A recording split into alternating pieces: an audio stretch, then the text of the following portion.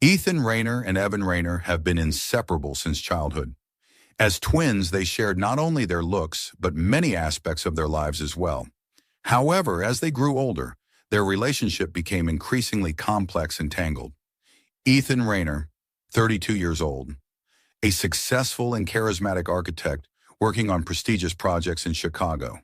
On the surface, Ethan's life appears perfect: a thriving career, social recognition, and a caring girlfriend, Lucy.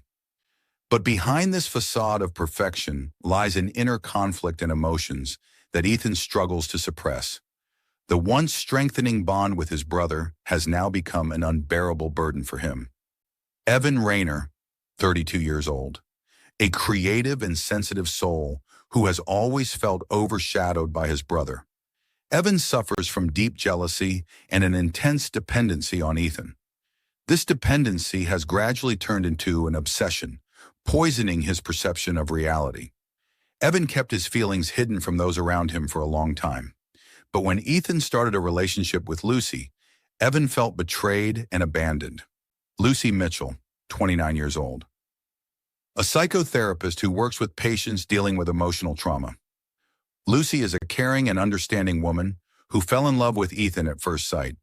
She believes their relationship could grow into something more, despite the odd moments in Ethan's behavior and his strained relationship with his brother. Little does she know that her feelings for Ethan will drag her into a dangerous game full of secrets and intrigue. The story begins to unfold when Lucy notices that Ethan and Evan start disappearing for days without explanation. One day, after another unexplained absence, Ethan returns home late at night, visibly shaken. He doesn't tell Lucy what happened, but she sees fear and confusion in his eyes. That same evening, Lucy receives a disturbing message from Ethan. "Evan is missing. I can't find him. He left nothing but chaos behind." This moment marks the beginning of an investigation, during which Lucy is forced to involve the police. She tells the investigators that her relationship with Ethan has always been complicated, but she never suspected how dark the secrets of his family could be. Lucy senses that something far more significant is happening between the brothers than she could have ever imagined, and that something might lead to disastrous consequences. The police launch their investigation, trying to uncover what really happened to Evan. But the deeper they dig, the more they realize that his disappearance might not just be a result of a simple quarrel, but rather the tip of a much more dangerous and destructive iceberg. Suddenly, Lucy receives another message from Ethan, but this time it's brief and chilling. "I'll disappear too if you don't find out the truth." Lucy realizes that time is running out, and her own life might be in danger if she doesn't unravel what is truly happening between the Rayner brothers. The investigation starts with the police delving into the history of the relationship between the Rayner brothers. Through flashbacks, conversations with family and friends, and the discovery of diaries and correspondence, the investigators learn that the bond between Ethan and Evan was far from just brotherly. In reality, there was a deeply hidden romantic and sexual connection between them, which began in their teenage years and continued for many years. Ethan was always the stronger and more confident of the two, which attracted Evan. Evan, in turn, always felt weaker and dependent on his brother. Their connection began as emotional attachment, but eventually evolved into something much more complicated and destructive. At first, it seemed normal to both of them, but as they grew older, they began to realize how damaging their relationship could be. Ethan tried to distance himself from Evan, but each time he attempted to build a relationship with someone else, Evan would intervene, making him feel guilty and pulling him back. When Ethan started dating Lucy, Evan felt he was losing control over his brother. He couldn't accept that Ethan had found someone with whom he could be happy. At first, Evan tried to ignore their relationship, hoping it was just a passing infatuation. However, as Ethan's relationship with Lucy became more serious, Evan could no longer hide his jealousy and fear of losing his brother. Evan's obsession started manifesting in increasingly blatant and aggressive ways. He began sending Ethan anonymous threats, stalking him and Lucy, and orchestrating coincidental encounters to force his brother back to him. In moments of despair, Evan threatened self-harm and even hinted at suicide, manipulating Ethan into not leaving him entirely. He tried to convince Ethan that no one could understand him like he did, and that their bond was unique and irreplaceable. When Evan realized his efforts to keep Ethan were futile, he decided to take things further by manipulating Lucy. With his deep knowledge of psychology and awareness that Lucy was a psychotherapist, Evan used her professional skills against her. He set traps to make her doubt Ethan's sincerity, such as planting her belongings in Ethan's apartment and making anonymous calls, suggesting that Ethan still maintained a close relationship with him. Lucy, confused by these mind games, began losing trust in Ethan. She couldn't understand what was really happening or why Ethan sometimes acted so strange and distant. In desperation, she began to suspect that Ethan was hiding something much more serious than just a troubled past. Evan, seeing her confusion, continued his manipulations, hoping they would lead to the breakup of their relationship and Ethan's return to him. As tension mounted with each passing day, Lucy found herself at the center of this destructive drama, unaware that Evan was playing with her psyche like a tool to reclaim his brother. Ethan, realizing the danger that Evan posed, tried to gradually distance himself from his brother in hopes of starting a healthy, normal relationship with Lucy. He understood that his connection with Evan had become toxic and destructive, and he no longer wanted to live in the shadow of this painful past. But Evan, feeling he was losing Ethan, became increasingly uncontrollable. Evan began threatening to reveal their secret, terrifying Ethan with the prospect of exposing their past, which would not only destroy his relationship with Lucy, but also his entire life and career. He manipulated Ethan's guilt, reminding him of the vows and promises they had made to each other as children.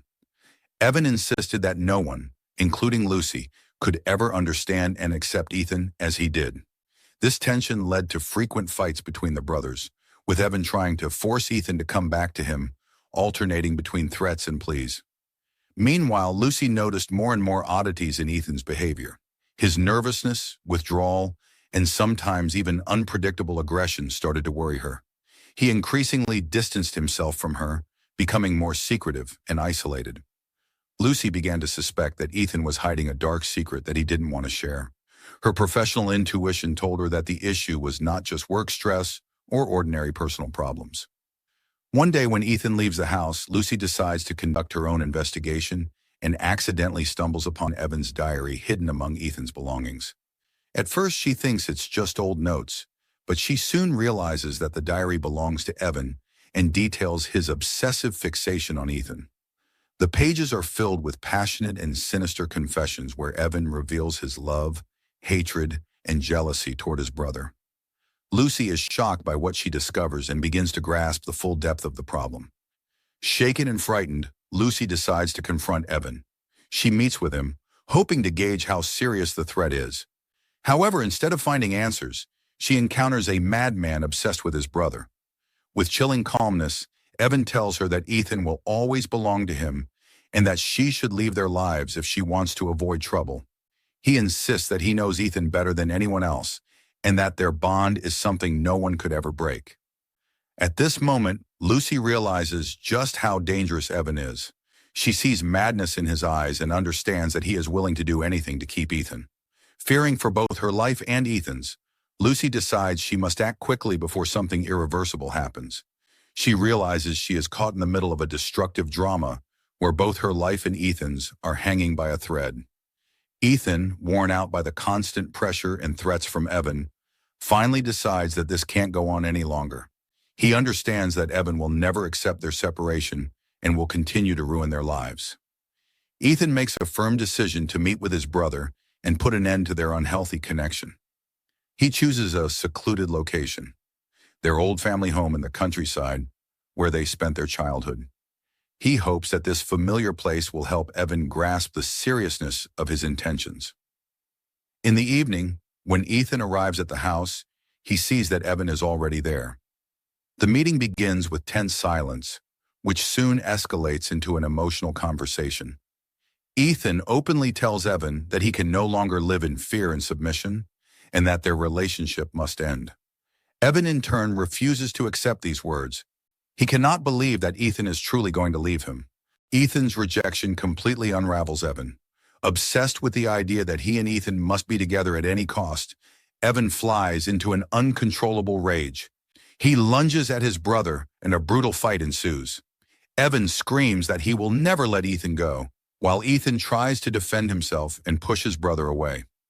The struggle becomes increasingly violent, with the brothers knocking over items in the room, adding to the chaos. At one point, Evan pulls out a knife he had hidden in his pocket and, with desperation and hatred, tries to stab Ethan. Ethan, trying to defend himself, grabs his brother's hand, but the force of their struggle spirals out of control. In the chaotic clash, one of the brothers ends up fatally wounded. Evan, bleeding heavily, slowly collapses to the floor, his eyes filled with despair and regret. Lucy, who had followed Ethan, decides she needs to be there to support him and ensure that everything goes smoothly. As she approaches the house, she sees flashes of light and hears muffled thuds through the windows. Anxiety grips her, and she rushes into the house. When Lucy enters, she is met with a horrifying scene. One of the brothers is lying on the floor in a pool of blood, while the other stands nearby, breathing heavily, holding a bloodied knife.